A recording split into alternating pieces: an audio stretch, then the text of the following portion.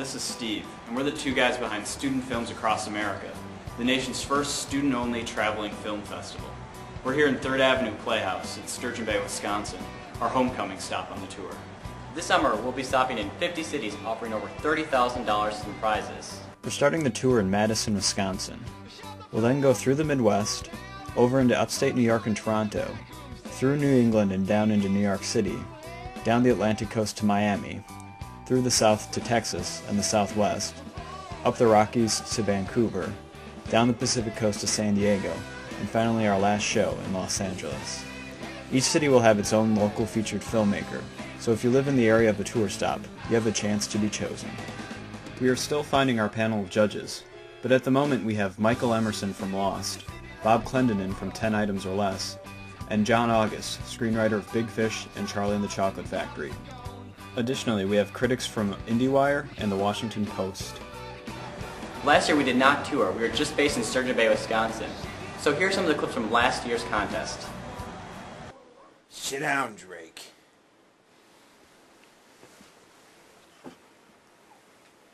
Cigar? No thanks. Do you know what worthless means, Drake? Yes, sir. I do. It means if I got a paramecium to do your job, it would do it better than you. And it would do it while reproducing. Asexually. Sir, I don't see what that is. You shut your fat yap! You're not worth the skin that holds your insides in. Do you want to talk or not? What do you got? Nothing. You're an embarrassment, Drake. You're cockroach spit. You're crocodile dingleberries. I've got one more suspect. Casper Calhoun. Again? But the real heart of the trip was at the clinic.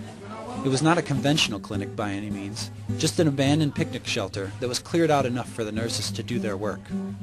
The typical clinic is they'll line up. We'll see them one by one in the clinic. We write their prescriptions. We bring all the medicines in ourselves. Once the patients are seen, we write a prescription. We like for them to be prayed for, whatever we can do to help them, and then we go give them our medicines, and it's all free. A number of organizations donated medication for Mercy and Truth to take on the trip. Team members brought suitcases filled with drugs, all of which would be prescribed during our 10 days. There were painkillers, arthritis medication, antibiotics, and lots of vitamins.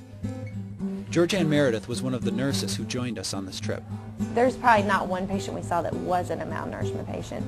And from that, most of the disease processes stemmed from a lot of the people don't have the resources to even get the food so that they can get the nutrients. And I think that was probably the most disappointing part about the trip was you want to help these people, but the help isn't even there.